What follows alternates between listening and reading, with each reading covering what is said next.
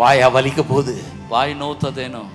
நல்ல ஆறுதலின் வார்த்தைகளை, இரக்கத்தின் வார்த்தைகளை, கருணையின் வார்த்தைகளை சொல்லி அவர்களுக்காக ஜெபம் பண்ணும் போது அது எவ்வளவு மேன்மையா இருக்கும்.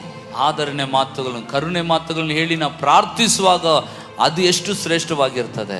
அவர்களை பற்றி பேசுற ஆளுகளை கேட்கும் போது இந்த மாதிரி நான் பார்த்துருக்கேன். நான் ஒரு பாஸ்டர், பாருங்க 40 வருஷத்துக்கு மேல பாஸ்டரா இருக்கேன். அதனால சொல்றேன், 40 ವರ್ಷಕ್ಕಿಂತಲೂ ಹೆಚ್ಚಾಗಿ மறுபடியும் பாக்குறேன் இதை, ಪುನಃ ಪುನಃ ಇದನ್ನ ನೋಡ್ತೀನಿ.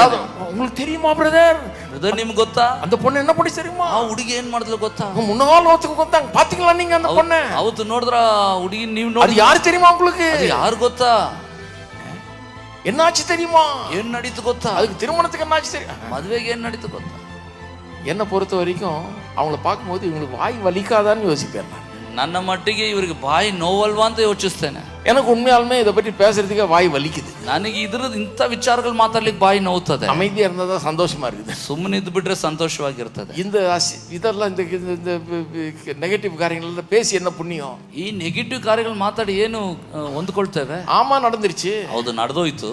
ஆமா, வீடு நிறைய நேரத்துல வீட்டுக்கு வீடு நடக்குதுங்க. அது ಮನೆಗೆ ನಡೀತದ್ರಿ. ಇದು ஜாக்கிரதையா இருக்கணும், ಜಾಗರೂಕರಾಗಿರ್ಬೇಕು, கருணை காட்ட வேண்டும், ಕರುಣೆ ತೋರಿಸಬೇಕು.